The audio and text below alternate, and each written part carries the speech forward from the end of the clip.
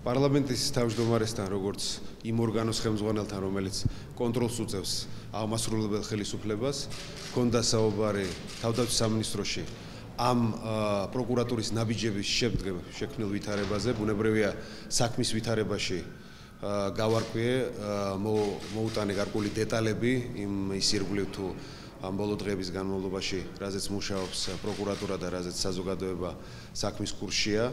ჩვენ გავაცანით ერთმანეთს ასევე ჩვენი შეხედულებები, თუ რა შეიძლება იყოს ამის მიზეზები და მთავარი, რაც მნიშვნელოვანია, რომ ჩემი მოსაზრება შევთავაზე პარლამენტის თავმჯდომარეს, თუ კი პარლამენტი დაინტერესდება აღნიშნულ შესყიდვასთან დაკავშირებით ამ წლის დასაწყისში ჩვენ კანონის მოთხოვნის შესაბამისად ინფორმაცია მიწოდებული გვაქვს უკვე თავდაცვის და უშრობის კომიტეტისთვის და თუ კი სურვილი იქნება პარლამენტის ან კომიტეტის ან პარლამენტარების მხრიდან თავდაცვის სამინისტრო სრულად არის მზად ითანამშრომლოს ამ საქმის ირგვლივ უფრო მეტი სიცხადის შეტანაში პარლამენტთან. ბატონმა მინისტრმა მთხოვა შეხვედრა და ჰქონდა საუბარი სხვადასხვა თემებზე, მაგრამ ძირითადი თემა რა თქმა უნდა არის დღეს თავდაცვის სამინისტროს თანამშრომელთა წინააღმდეგ წაყენებული ბრალი, რაც ეხება კონკრეტულ საქმეს შესყიდვების თაობაზე.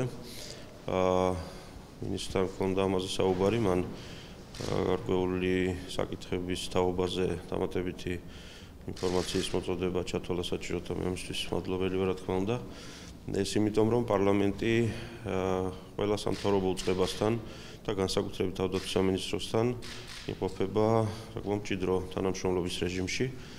კონკრეტულად შესყიდვებთან დაკავშირებულ საკითხებზე სწორედ ჩვენი ხელისუფლების კოალიციის მთავრობის ინიციატივით ახალი საკანონმდებლო ცვლილებები შევიდა შარშან და აქედან გამომდინარე 2 მილიონ ლარზე მეტი განხორციელებული შესყიდვა პარლამენტს წინასწარ ეცნობება ხოლმე. ეს კონკრეტული შესყიდვის თაობაზეც პარლამენტს ეცნობა შარშან დეკემბრის ბოლოს. შემდგომ იყო მიმოწერა თავდაცვის და უშრობის კომიტეტის თავმჯდომარეს ბატონ სესიაშვილს და თავდაცვის სამინისტროს შორის. მან თავის დროზე შარშანვე გამოითხოვა ხელშეკრულების ასლი და გაეცნო მას, ასე რომ პარლამენტი არა პირდაპირ, მაგრამ ამ პროცესებში ჩართული იყო და მინისტრის თხოვნა იყო ის, რომ პარლამენტმა თუ საჭიროდ ჩათვლის, გამოიყენოს მის ხელთ არსებული კანონიერი და კონსტიტუციური ბერკეტები და ინსტრუმენტები ამ კონკრეტულ საკითხში მეტი სიცხადის შესატანად.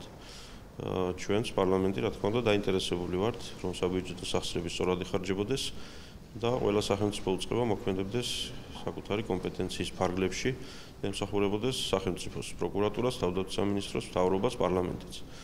ასე რომ მე როგორც განვაცხადე, პარლამენტი, რა თქმა უნდა, მის ხელთ არსებული ინსტრუმენტებით, ეს იქნება კომიტეტის მეშვეობით თუ სხვა საშუალებებით, რა თქმა უნდა, ამ კონკრეტულ საქმეს მიადევნებს თვალს და მოვაგვარებთ ყველაფერს ისე, რომ არ დაზარალდეს ქვეყნის ინტერესები, ჩვენი თავდაცვის უნარიანობის ხარისხი და ყველაფერი მოგვარდეს ცივილიზებული წესით.